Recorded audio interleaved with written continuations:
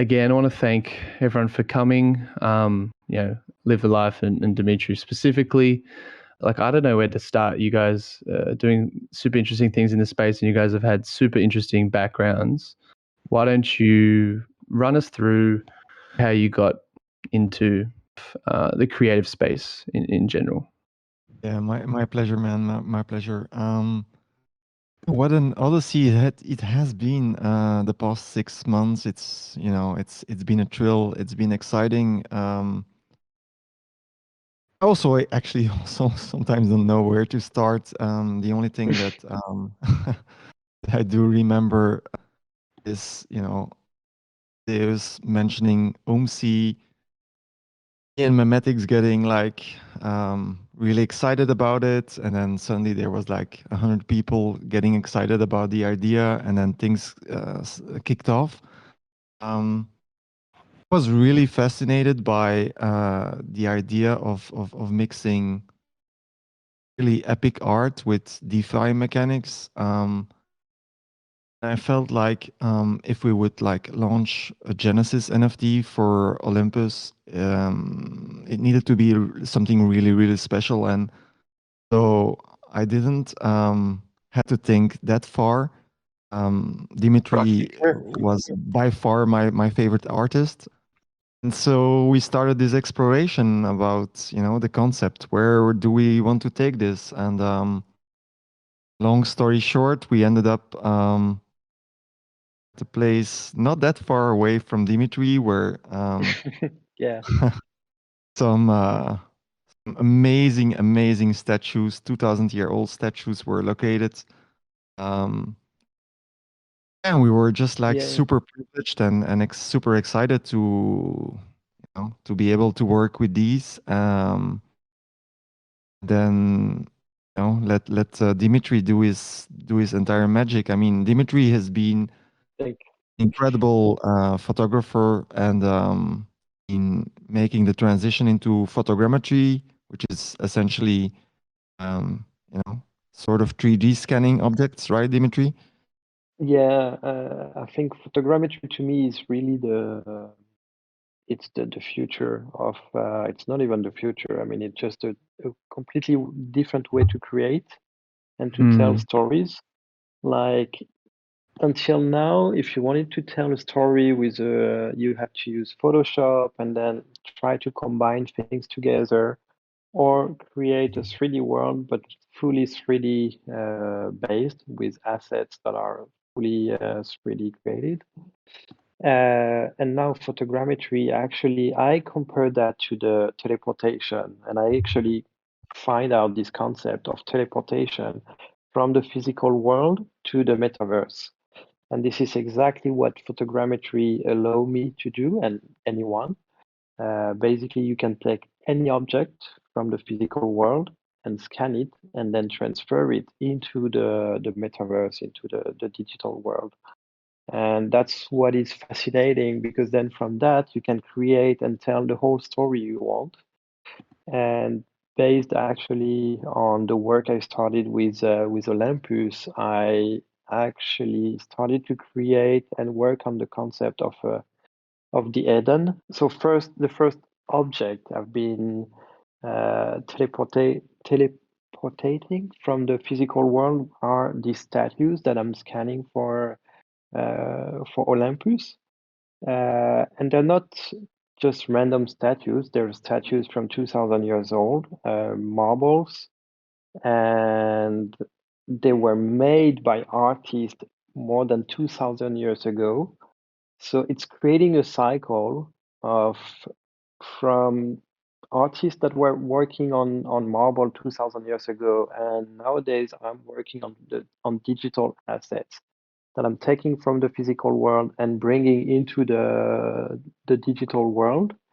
And I'm actually signing these statues. So it's like I'm signing on top of someone else's work, because I'm putting my work on top of his work. So I'm actually physically signing the scans. So you will see that when they come out. You can see every scan I'm doing now. I'll be signing them. So if one day we're able to walk or to walk around the metaverse, you will be able to see the scans that I did myself with my signature on it. So Yeah. Dimitri's a time traveler confirmed, essentially.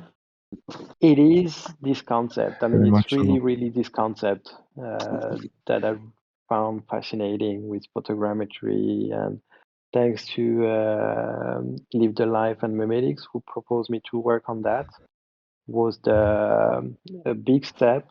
And into my work, it's like I'm just starting from, yeah, it's a new old dimension that it's taking now. Do you want to kind of, I mean, let's kind of like go back a little bit. Do you want to maybe, Dimitri, walk us through, I guess, the progression from, your regular photography to like what photogrammetry is, maybe like kind of the, I guess, the history or at least the natural progression way things have evolved. Yeah, so first I entered the NFT world like in January, something like that, and LiveTheLife was one of the first collector who contacted me, and because I did this series with Daft Punk back in 2008, and that was a big shoot for me back in that days. But it was for like a small magazine, like American underground magazine, and after the time, I mean, I wasn't so much into networking, was just working and concentrating on my work, and not so much into PR and things like that. And I recently discovered that these images from Daft Punk were all around the internet, and so entering the NFT was a way to me to retake possession. I mean, to show my ownership on these images. And this is where with LiveTheLife, he showed me that there is more. I mean, more than just this NFT. It's a whole concept. I mean, it's the whole blockchain thing. So Yeah. technically, sorry, yeah, go. Oh no, I was just gonna say it's like IP rights, like, right? You're actually taking direct digital ownership over something rather than it being just traded around the internet and not really knowing the origin. I know that you've Exactly. gone through something similar, LiveTheLife, where in your past you've kind of done a lot of interesting work and then didn't get credit for that specific thing. Do you want to kind of go into that story a little bit? Yeah, that's the story about the Daft Punk work, because so I did this shoot for Daft Punk again, it was like 2008, and then one of the picture was actually used by David Bowie in 2014 during the London Music Awards. He shared that on his Facebook. And after that, the picture went crazy all around the internet, and magazine like such as Pitchfork or also big US magazine. I mean, they use the images, but without putting my name on, and which I'm very happy when people are using it. I mean, when we're talking about fans that are using the images on their how do you say, on their laptop or as a screensaver, whatever, that's part of the game. But when we're talking about magazine, that's very different. I mean, magazine should be crediting any photographers for using their images, and they didn't. And this is one of the things that I wasn't. I mean, I'm really kind of pissed off about, and because it's not like I did one shot with Daft Punk. I've been working for advertising for 20 years now, I won many awards for PlayStation, for Motorola, for Adidas, Harvard Eagles, and I used to work. I mean, I did many campaigns in the US, in UK, in Asia. So it's not like I'm, an unknown photographer. I've never been working so much on my image, on PR and things like that.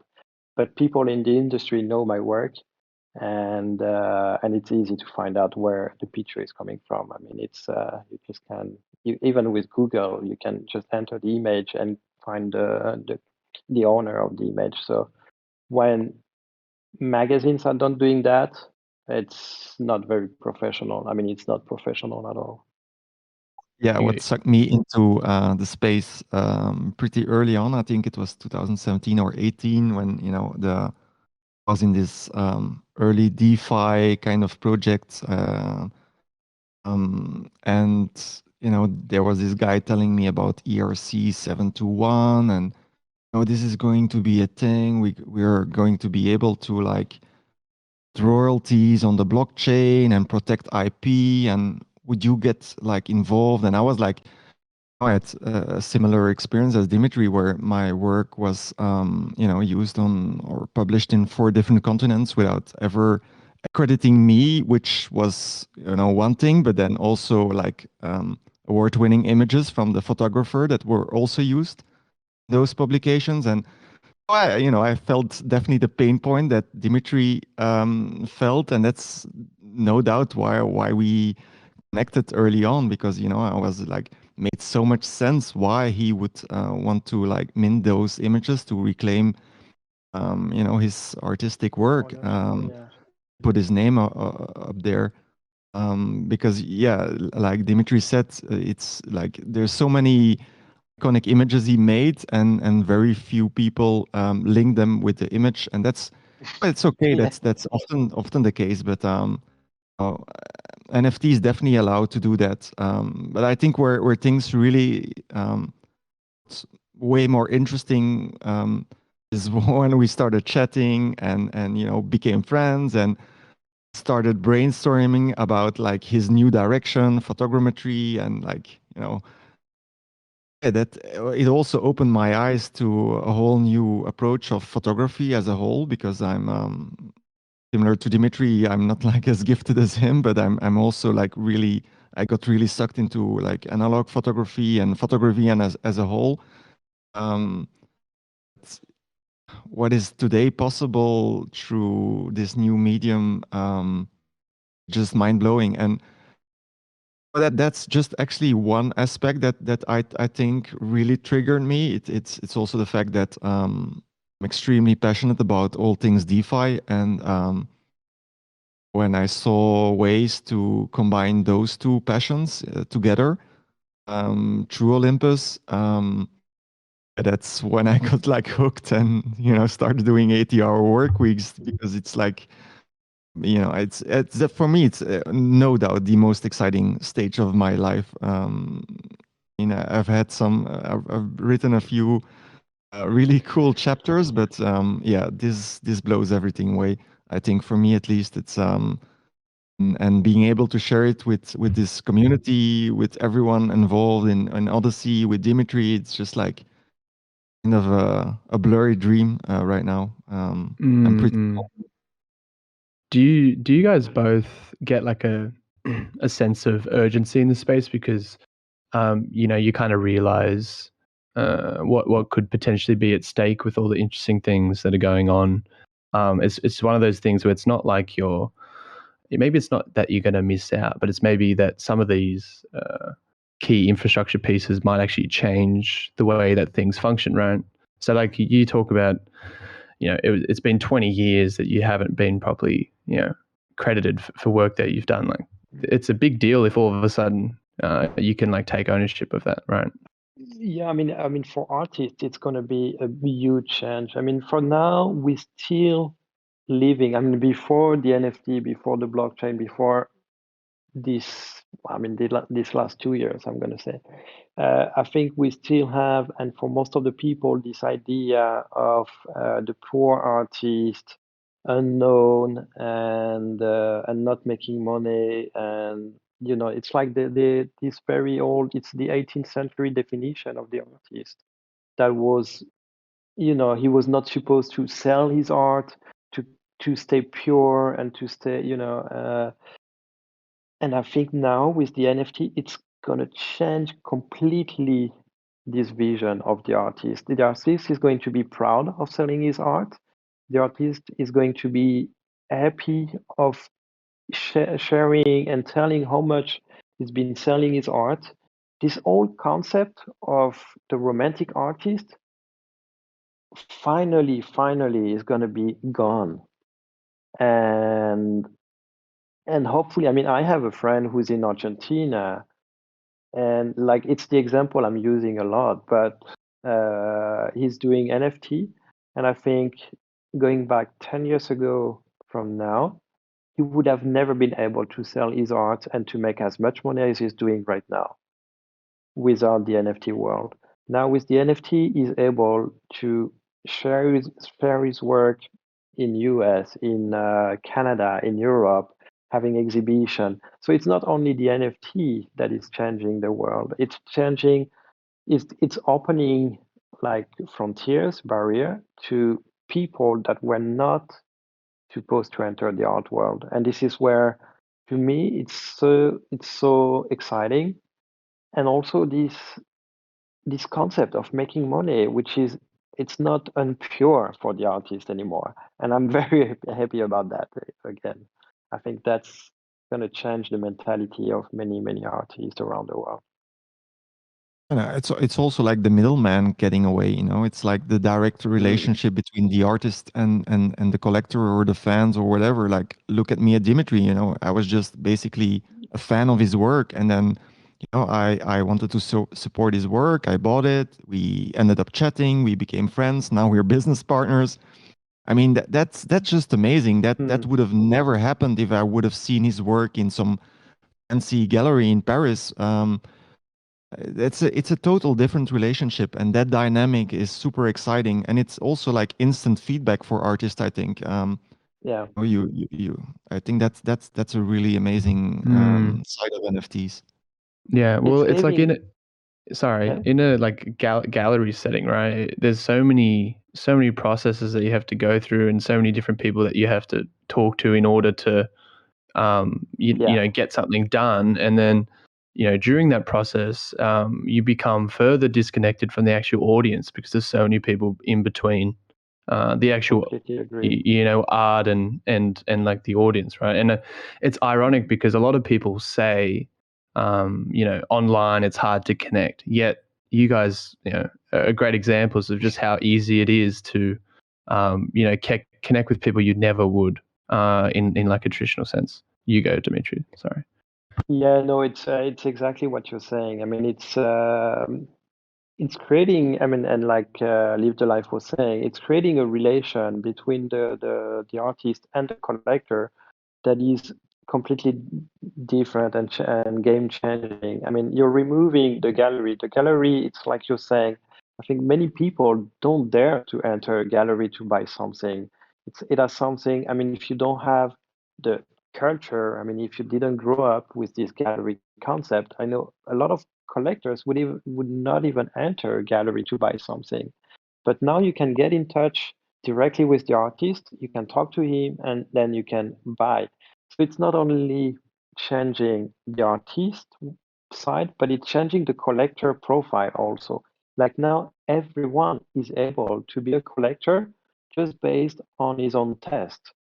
And that is, I mean, before that, you had to be a collector, you had to go through, like you were saying, a process to know the people, the gallery, the right gallery, blah, blah, blah, maybe to study, to have a certain level of study, of culture.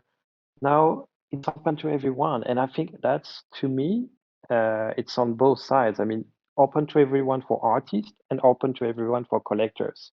And everyone has this right to be a collector and this right to be an artist. And creating this relation between the artist and the collector, where basically you can create your own circle, your own how do you say, support, and to me just yeah. And I was thinking this morning how the world could be changed based on that. Like maybe we need a world where we have artists, let's say workers. When I say workers, it's people that like to work. I mean, that like their business, and people that are not working. I mean, there are people that are not even, that can't work, that are not. And I think with these three sides, you have the artists that are here to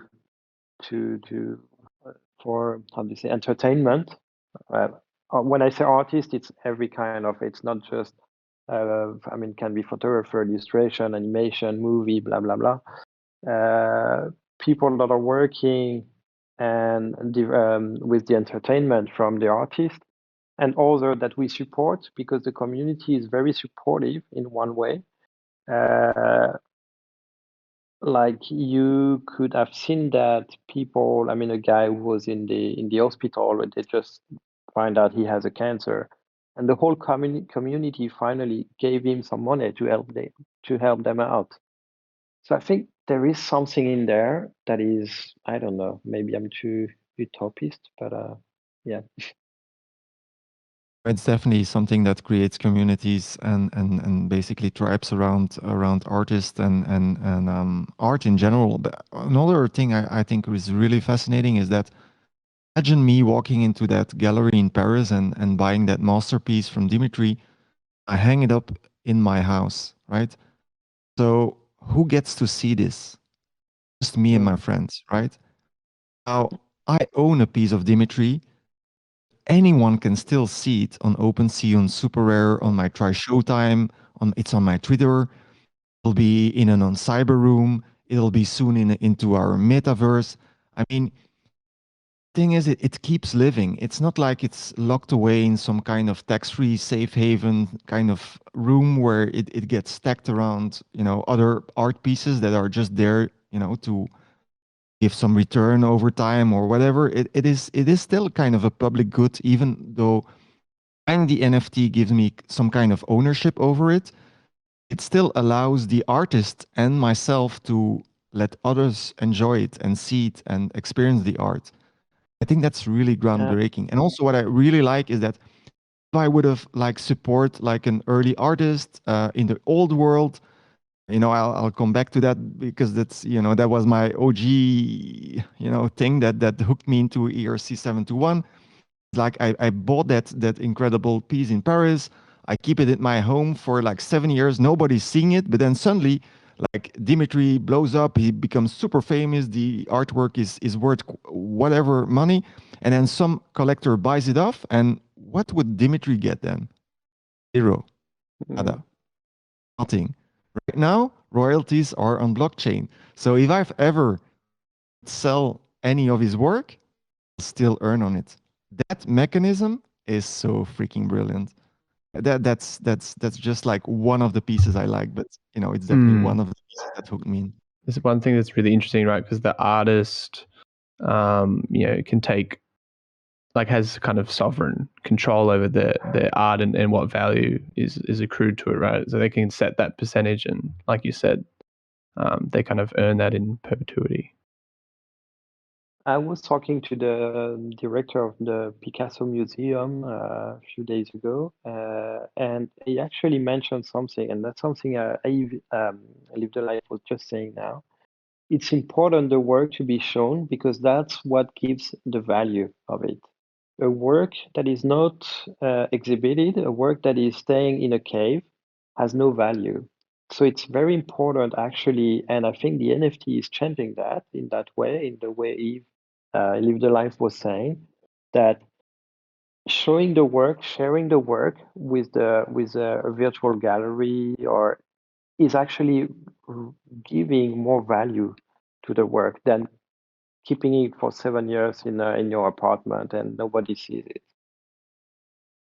Yeah, so having like a high throughput, like a high distribution is really what's powerful, right? And then like obviously with everything online and on Ethereum and all the different blockchains, just makes that so much more tangible and doable. So I kind of want to track back into like the story of how you guys kind of initially like reached out, Live the Life to Dimitri, and then how it kind of came to be that you started to get involved within Odyssey when it was just an idea, and then kind of walk us through, I guess, the initial kind of reaching out process, and then how that ended up being a thing that you then started to work on these Genesis NFTs for Odyssey. Maybe if you can Live the Life, you can start. Right? Yeah, I mean, it's pretty organic, right? It's like also yeah, kind but of a blur for me. You know a lot. I mean, actually, he knows a lot of my work before even I entered the NFT world. So,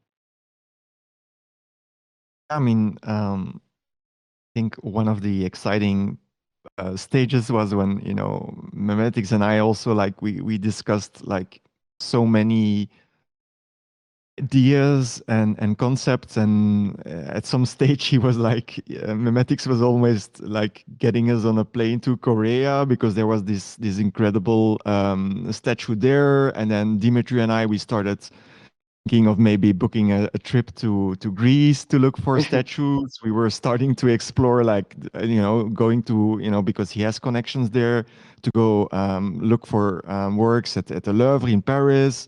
There was this wild exploration of you know, of ideas to get the concept right.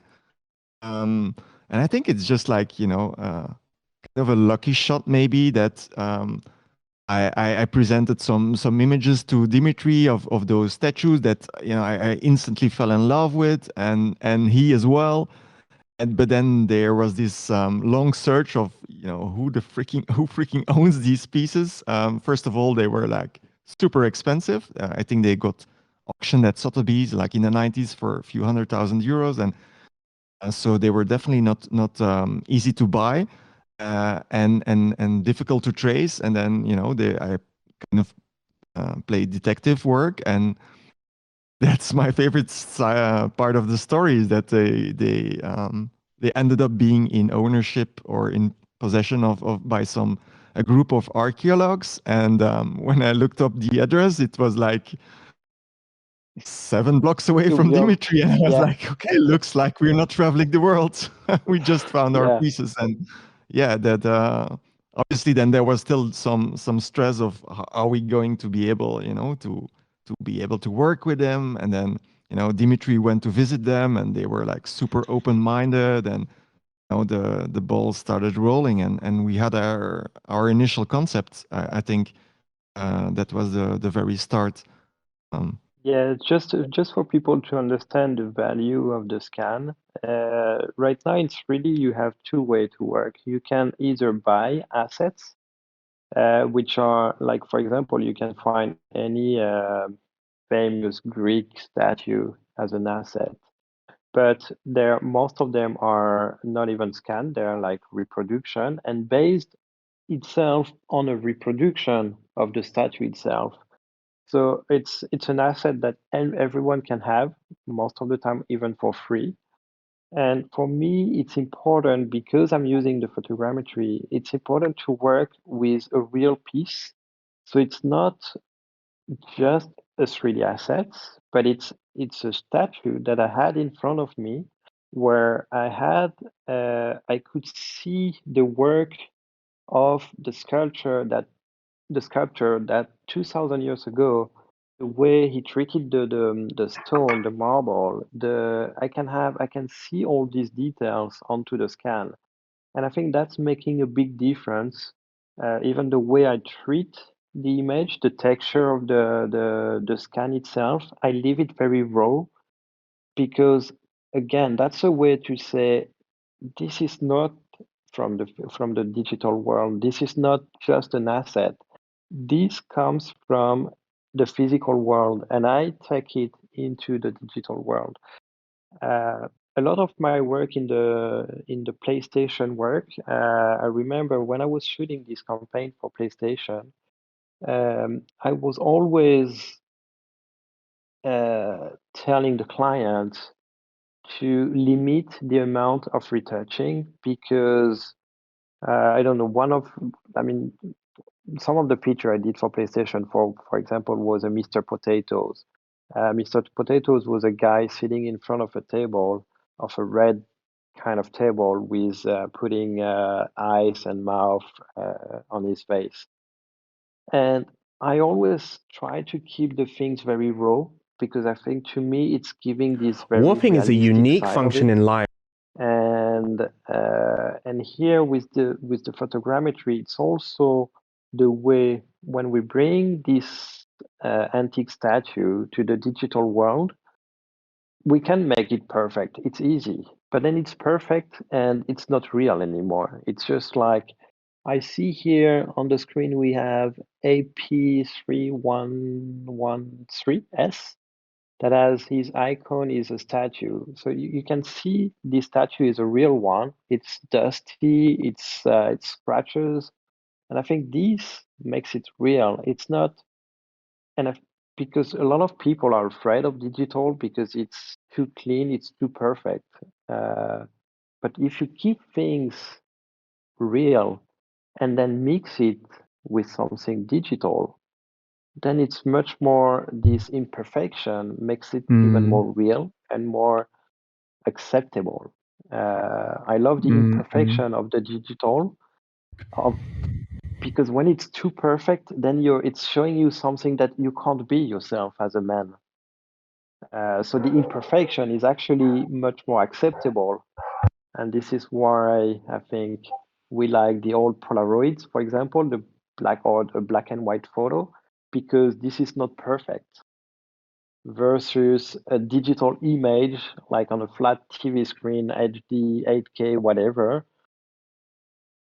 It's nice, but you need to add a treatment to the image. Otherwise, it's too realistic. When you see a portrait on a flat TV screen, 8K, if you don't put any treatment on the portrait, the picture will be so sharp, it's almost disgusting because you see every single pore, you see every single bumps of the skin. So that is not what you want to see. So you need to add a treatment, like making the image a little bit more dirty or like blurry, or so it's more appealing. Does it make sense? Yeah, of course, that makes a lot of sense. I think humans innately don't like things that are perfect because you sort of become skeptical because you know yourself that nothing is perfect. So why would you why would you like something that is like inherently has too many things like that are seemingly not out of place? It just seems a bit sketchy, right? Almost. And you kind of say how you're taking something from the real world and then kind of morphing it into this digital, kind of real blend. That's essentially what you guys are doing with the Genesis and NFTs themselves. You're kind of blurring the lines between, DeFi and NFTs. So maybe you guys can, tell us a little bit more about, how powerful those like when you think about it, you're combining 4 different concepts and a bunch of other things and leveraging communities and stuff. So I just want to get your thoughts of like what do you think kind of happens when you combine all these very interesting concepts? Live the life. It becomes just super wild because there's just so much possible, right? And we definitely didn't fall short of ideas, and there's just a layer of DeFi mechanics is just like humbling, crazy what all the things that are possible. It's interesting to just focus on making the object speak for itself first, then adding that extra layer of DeFi mechanics. I think that's what makes it really an interesting project. Actually, we really focused on the art itself, on the creation, on the creative process. and to stay within limits, what is possible, what is good for Olympus and all of that. We in terms of DeFi mechanics, we were really, really, really pleased when, you know, people like Jeff and Gert joined and gave us a little tap on the shoulder, saying, you know, we're gonna take care of those things, because that's also a tricky part of the whole project.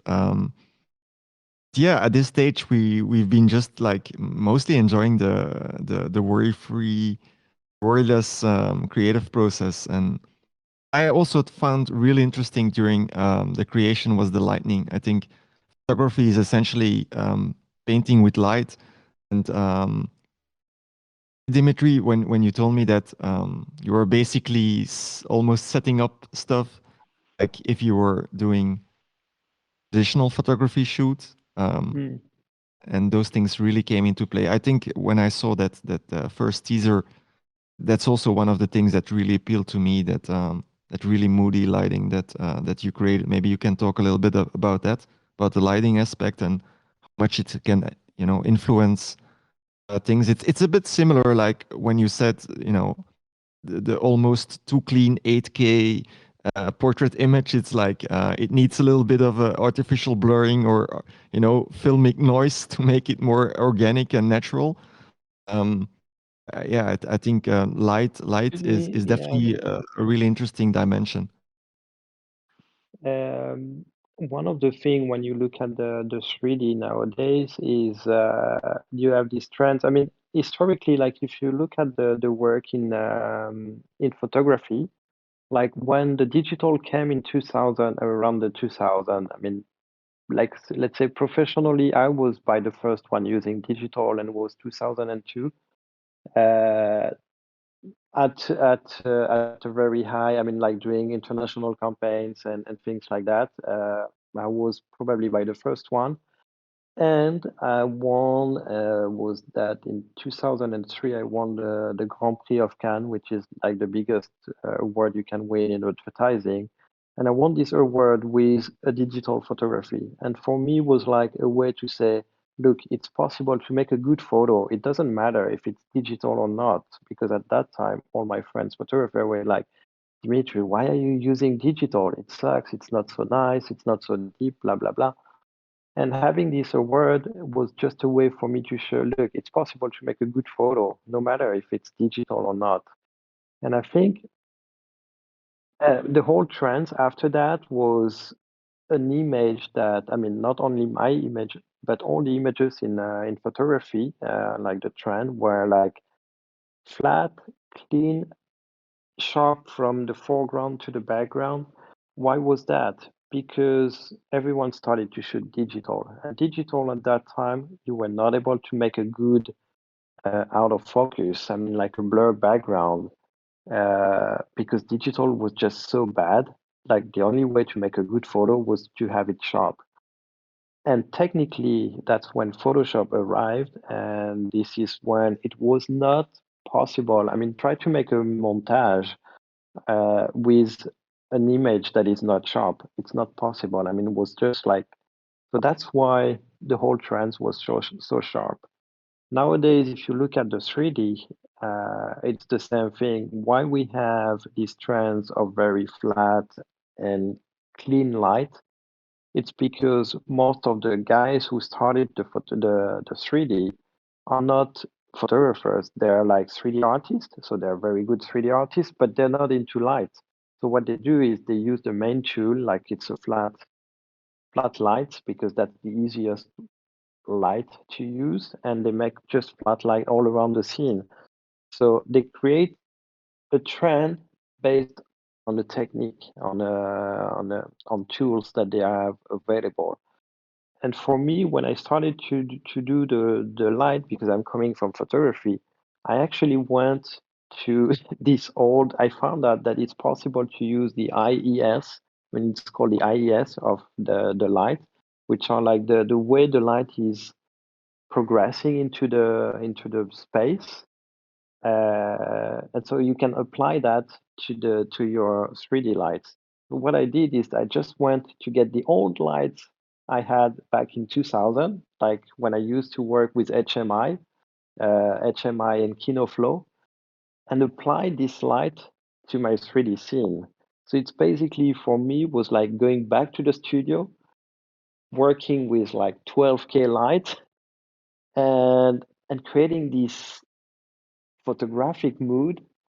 So it's mixing the photogrammetry assets that I'm choosing myself, making myself, and no one else will have them, and that's important to know.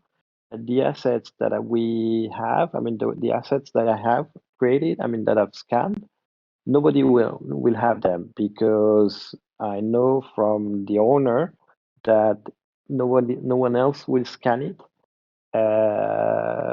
and so they're just mine. So you can make a copy of it, but you won't be able to use the same one. If you get a nice Greek statue from an asset, everybody will have that, but not the ones that we have. And so that's Okay. part of the Yeah. Okay, that's awesome. So, how maybe you can walk us through? I guess because I don't know if you touched on it explicitly, but what was the kind of agreement with the archaeologues who actually owned these statues who you've modeled with the photogrammetry? What kind of did you end up walking those 7 blocks down and like knock on the door and be like, hey, I kind of want to use your big statue? Yeah. Like how did it go down? That's, when you want something, that's the way you get it, and that's the way I do the things. When I want something, I just go for it. So I went to see the guy and say, look, I really like your statue. I want to do, I'm an artist and I want to do work with it. Can we find a deal? And he was like, but what are you going to do? And I was like, I'm going to scan them, I mean, with photogrammetry. And he was like, what is that? And so I explained him, and I told him, okay, maybe what I can do is I can make a scan and give you an asset. So you have a 3D asset interactive for your website. So you can maybe sell the statue if you want. Because one of the statue is something that I think it's more than 200,000 euros. So I guess it's pretty much the same in dollars. I mean, 2,000, maybe 30, something like that. So what I did is I told him I'm going to scan the statue. So I went there with my assistant. We set up the light. One of the biggest head is, I think, more than 200 kilos. So I have no idea in US measure what. If LiveTheLife, do you know how much? Heavy, But it's just like heavy, really heavy. just like very, very heavy. So you can't even hold it. I mean, it's so we had to move it. I had my assistant spinning the head around. I was like just freaked out that it just fell off from the support. Hopefully nothing happened. And so I told him, I'm going to scan and we'll show you what's possible with that. And maybe you will ask me even to scan it for yourself later on to be able to sell this piece. Because that's one of the things about photogrammetry. It's, if anyone here is interested to know more about that, but potentially there is a huge market that is coming out with that in a very soon future. I mean, because you would need to scan everything around the Earth, which is from building to statues to art to shoes to, I mean, for everything, basically everything that is complicated to make in 3D, you will have to scan it. So the market is now, it's here. So when the archaeologist saw that, it was like, wow, that's very interesting, because for me, it means if I can scan this statue, I could do that for the others. And potentially I could sell to clients that are on the other side of the planet. So clients don't have to come to my shop, but I could show them just the interactive asset, and they can zoom in and out, they can spin it around and see all the details, all the I don't know if they want to see the signature, whatever. So we make that deal. I mean, I gave him the I still have to give him the assets, the interactive models, and but then if anyone wants to buy the original, it's also possible because they're for sale right now, and for me, that's the work I started to do after starting that, which is creating from a 3D asset, taking it back to reality, which is using the 3D print and printing that in a very like fragile porcelain. And today I was actually talking to a guy who told me that I could even print in metal in titanium.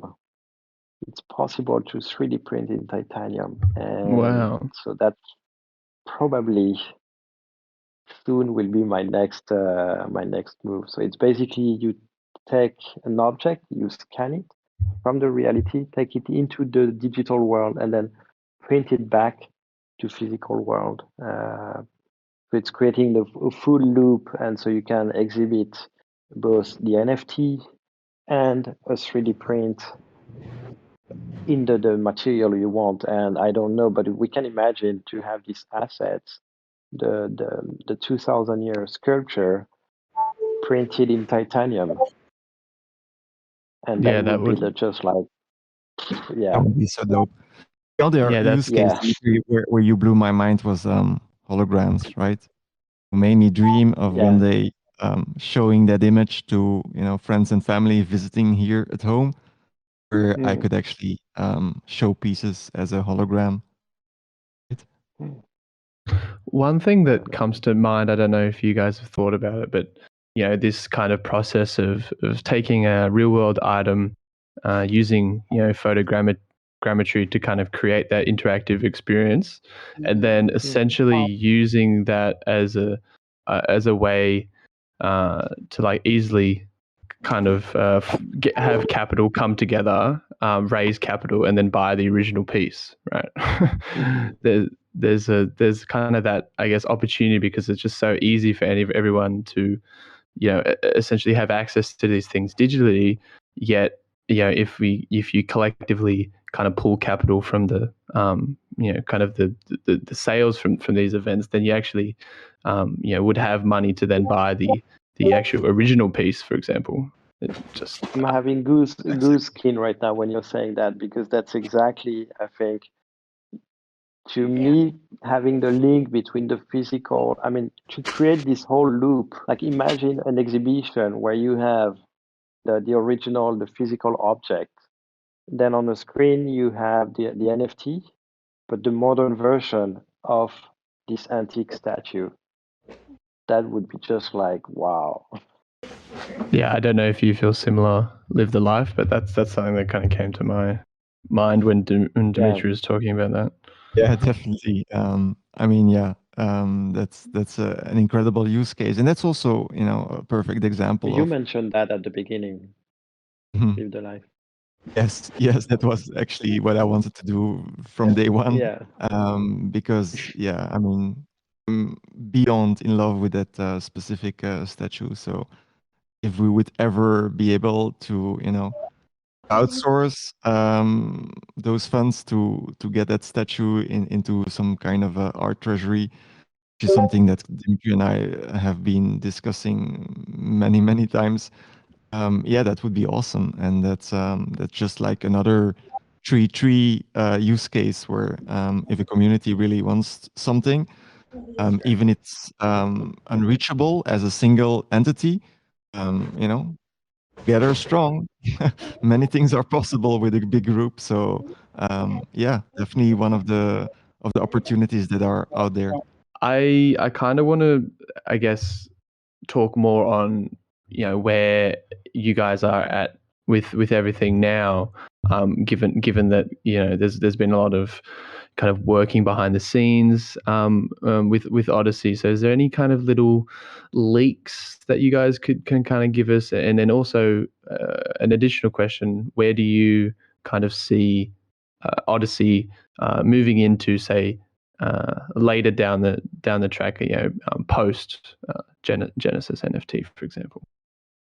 I think I could definitely fill another hour just leaking alpha, to be honest. There's plenty of things, to in the pipeline. But the most clear-cut answer is, I think that's why Dimitri and I really vibe. Is we obviously we missed DeFi summer, right? It would have been really nice to be able to just like ship an NFT, boom, 2 weeks later, and get it off. We have like this really long-term vision, and I think setting up everything as perfectly as possible is super valuable. Obviously, the runway of the project was initially like much shorter, with the gigabrains that will unlock the DeFi mechanics. They are like rightfully fully focused on Olympus, like short term. But it's also been actually a blessing in disguise, because it gave us a little bit more time to work on the creative process. So it's working out pretty well in terms of timing. And yeah, obviously there was this like window of opportunity, like short term, to quickly sell NFTs during NFT summer. But I think the extended runway, while we wait for these kind of sophisticated smart contracts that will be used, is actually a really good thing. To me, it's important to really achieve what I have in mind. And one leak, an important one is that I have Murkov, who's one of my favorite music artists, who will be doing the soundtrack for the whole for NFT. I will share the link with you, but it's like he used to be a DJ. He plays at Sonar and Sonar Festival, and so he's into electronic music. He did an amazing record with Vanessa Wagner, where they were playing both piano and electronic. So he's gonna be. I mean, I contacted him again, like the statue. I've been in touch with him since a long time because I wanted to work with him on a piece. And when I showed him the first images I had for Olympus, and asking him if he would be okay to work on that, he was like, "Yeah, okay, I like the style, so I'm gonna join you on the project." And to me, it's a great opportunity because it's a very, I mean, I really, really like the mood of his music. It's kind of electronic. You understand the concept because the first NFT we did is it's like a meditation. The home sound, like how do you call that? Live the life. When the mantra. It's like really the mantra of a loop sound, and to me was working perfectly with the home concept also, because I've seen It's that really you fitting. have Definitely. It's yeah, mhm. yeah, And it's you have amazing to be able meditation. to work with an artist like that, for sure. And that's a huge achievement. It's not always, copyrights, music, getting the right artist. It's not an easy thing, and uh, yeah, it's amazing that we have such a name, collaborating on that. I mean, Sure. yeah, to me it's a real plus because it's not just the music for the to make it nice. It's a composition made for the NFT. And it's a collaboration between him and I. So I give him the NFT, and he compose for the NFT. So it's really, it's a great. I mean, it will be me and Murkov, And so I will share, we'll share with you the link of his Bandcamp and whatever. But that's a great great thing for the whole One of thing. the alpha leaks. Yeah, maybe I just wanted to like add one more thing regarding that question. Like both Dimitri and I were extremely passionate about like supporting other artists. So obviously right now we're super focused on getting these Genesis NFTs into the world. But after that, we don't see that as like an end stage. That's more of like the beginning of the Odyssey for us. And if there's one thing that we're both extremely passionate about is like bringing up upcoming artists that haven't had any spotlights yet. We feel deserve them, and yeah, that we would love to have under the Odyssey wings, and extend the community that way. So that's definitely something that that is in the works, and we're brainstorming infrastructure and stuff around that as well. But, I mean, you heard it here first. Ohmie's like, one, help out maybe on the infrastructure side, and if you are a talented artist or know a talented artist, jump in the Odyssey server and get chatting with everyone in and around the server. Absolutely. I just want to kind of you go, Dimitri. No, just a little another point that I was about to mention, but in the first the NFT that I'm also selling on Super Rare, I'm actually mentioning the one that I'm doing. I mean, not clearly mentioning for Olympus, but the whole story of the NFT that I'm selling on my side on Super Rare are actually linked to the one that I'm doing for Olympus. So it's basically now it's the whole story that I'm creating around that, which is a link between. I mean, it's a link for my art and for the whole story that I want to tell in this kind of metaverse kind of vision that I'm creating. In essence, this is a creative exploration basically like influenced your art direction like overall, right? Yeah. It's yeah, that's the main thing actually. But and I think that the value also is a way to be balanced between the it's not just something that I'm doing for Olympus, but it's a way to say, look, it's Olympus, but it's also everywhere on my on the direction of creation that I'm taking right now. That's awesome. I mean, we might have to rebrand from the metaverse a little bit after the please. I think we need ownership over a new term, I think. I want to just kind of ask if anyone in the audience wants to kind of jump up and kind of ask something that I might not have touched on. And just I want to kind of reiterate that Shreddy is over on the kind of Twitch link in the announcements. If you go to announcements, you can click on Olympus Agora, and this is being streamed over there whilst Shreddy is making some tunes with all the sound bites that you've sent in. Yes, so just I'm making some spooky stuff right now. There's some awesome submissions in here.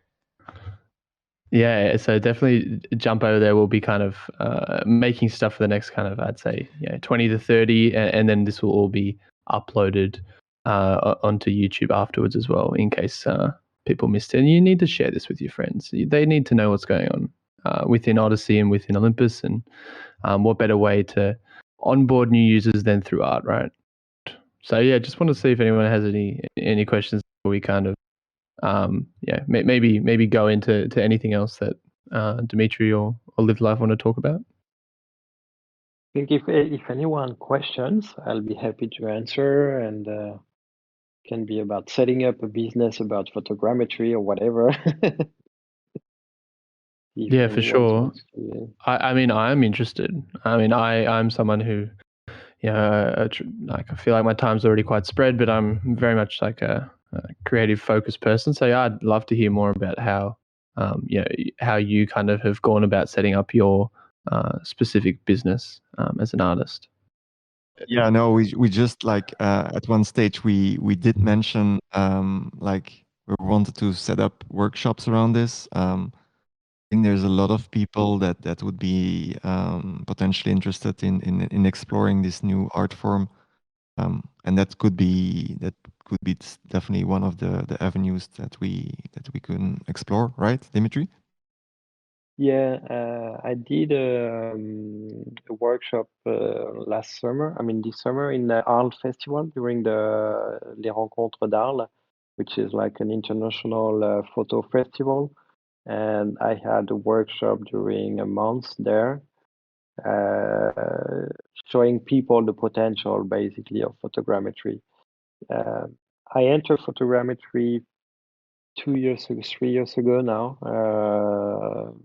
But I was not, I mean, I have my expectation are very high. I mean, in terms of quality, the way I've been working for 20 years in advertising is having, always the best quality in terms of equipment, quality of images, the details, all these kind of things.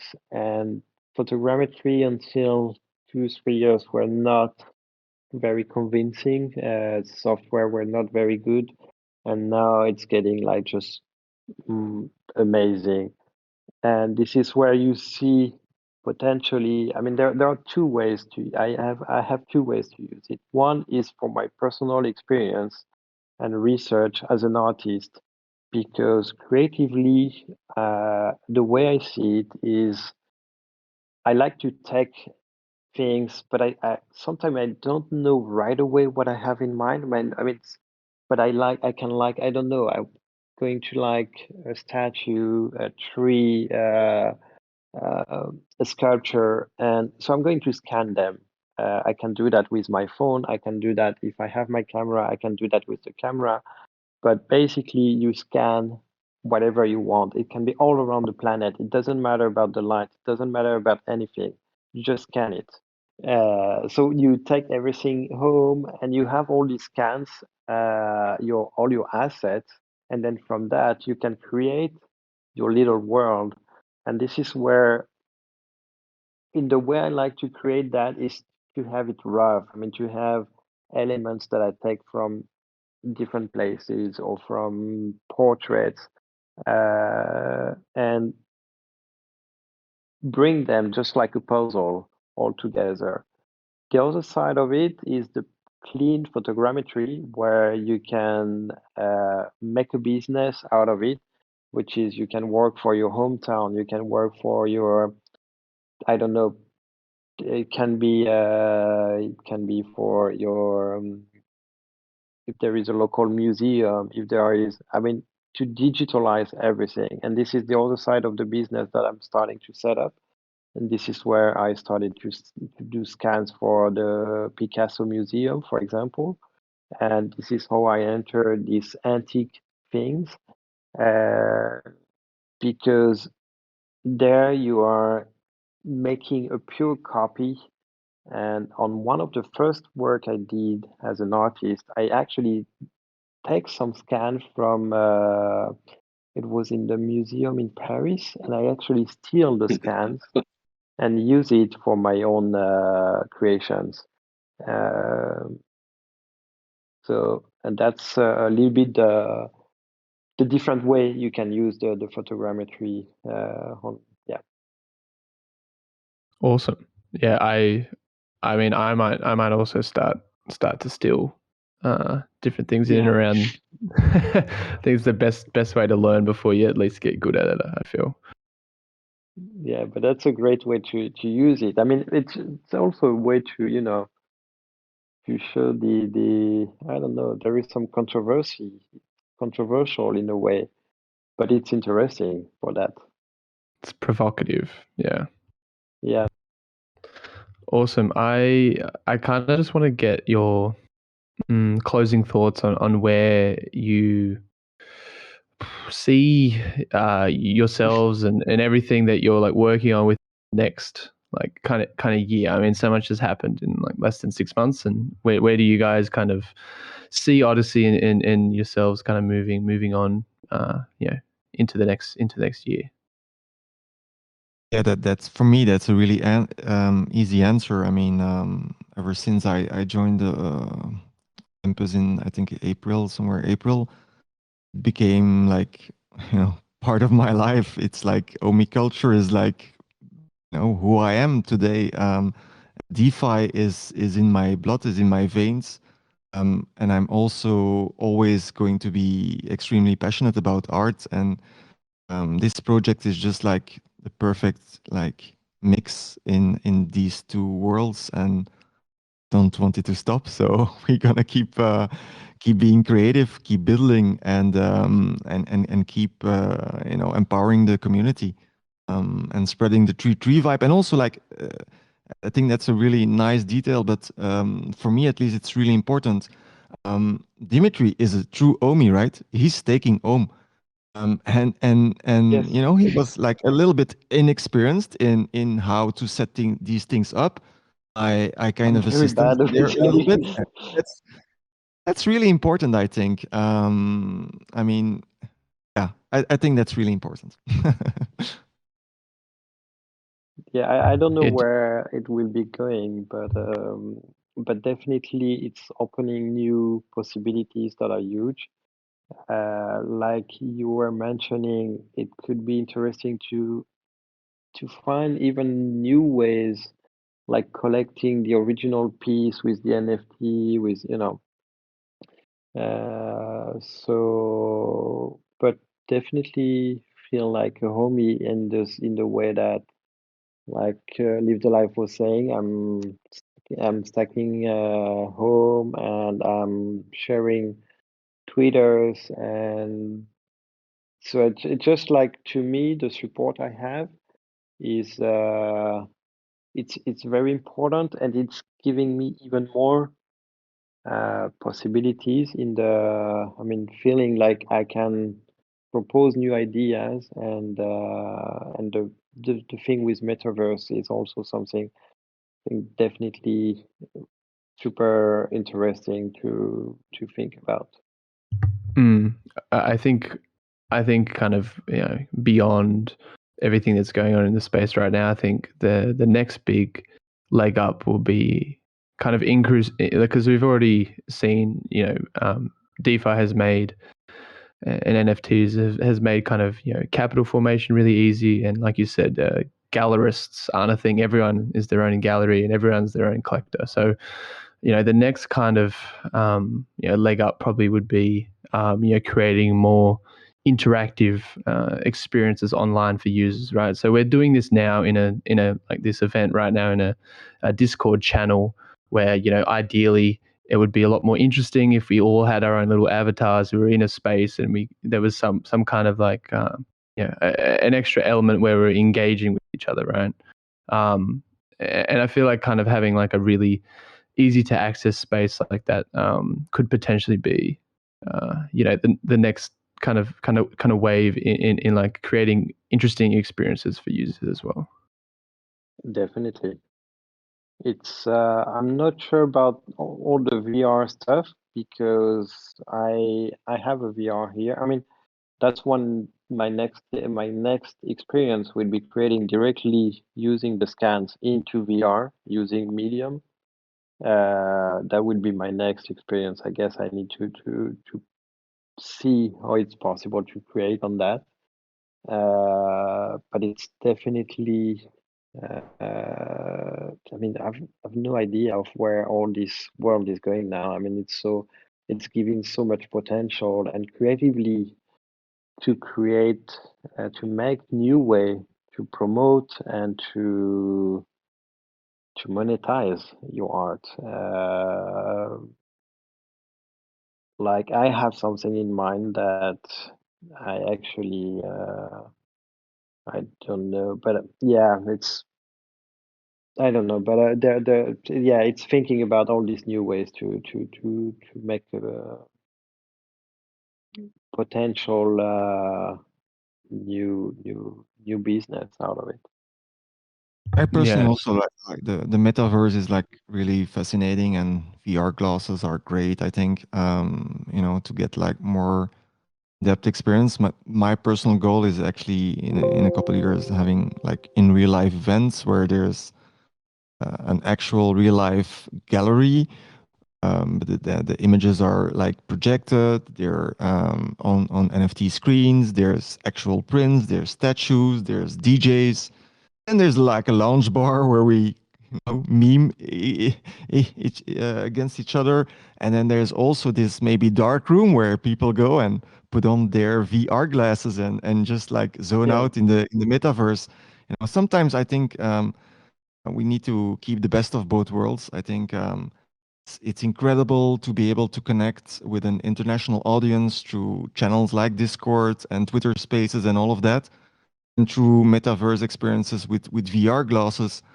But there's also still like incredible value in meeting each other in real life. I think New York now was a really good showcase of that. So yeah, that's definitely something that is on top of my mind. I've got kind of a desire. It's something I did as well in a past life, setting up these type of events, and that's something I would actually love to achieve in the coming years as well. Yeah, it's creating like a blend of the kind of actual real world space and the digital space, like almost like an augmented reality, right? You're creating a bit of Exactly. a blend. I agree. I don't think VR is quite there, and I don't think that's like the ideal way to kind of connect and really communicate with people properly, at least as of yet. Awesome, guys. I really appreciate, we've been going for an hour and a half, and I just want to kind of be a little bit conscious of your time. Where can all the Ohmies who are listening to this now and on YouTube later on, where can they kind of find you on socials, and where can we obviously keep up with what's going on? Obviously within the Odyssey Discord, but is there anywhere else? Easy, just like LiveTheLife TV on Twitter since 2007. Always the same. It's Twitter, and obviously like the Discord and at Odyssey. I think Dimitri's handle is just Dimitri Danilov, right? Dimitri? Yeah, easy. Dimitri Danilov everywhere. Difficult to hide, so we'll be on Twitter, Instagram, and I will share with you the link for Murkoff also, because we want to share his work also for everyone to know who is he. And yeah, we'll be sharing that very soon. So I don't know, maybe we'll drop it on the Discord. Awesome. I've got your personal website within the Agora chat, Dimitri. So if people want to kind of go over there, and also like an interesting interview that you did a while back, in case people want to get like a quick glance at what you're doing, and also like make sure you're following these guys on Twitter. Make sure you've got all your notifications on in the Odyssey chats, because I personally also don't want to miss out on anything going on here. Yeah, and really feel free, I mean, for every homies to ask if you have any questions about about my work or about photogrammetry. I'll be happy to answer. Or if you're doing yourself photogrammetry, I'll be happy to answer or give you some tweaks or whatever. I think we need to do an Odyssey Agora workshop soon. For sure, yeah, that would be great. Educational sessions going. I think that'd be fun. Love it. Just to get an idea of what are the possibility of it. Yeah, it would be. I think it'd be super powerful, and if anything, it'd be a really cool way to kind of give people an insight into how these are made, right? Because then that makes the collector or the person who's taking part in the art feel more connected to the actual art, because it's an experience, right? And creatively, it's so much. I mean, there is so much you can do with it, and there are many. You can even do that just with your phone now. I mean, like rough one, but but it's exciting. I mean, it's a very very exciting new tool creatively. 100%. I've just finished up a track that, you know, rough mix, but I'd like to call it trying to buy something for $5 of ETH and paying $250 in gas fee. I think that's a proper name, you know. Ouch. Exactly. Good title. Yeah. Very relevant. Let's Vibes do it. only, guys. Vibes So much. only. Okay, everybody. Here we go.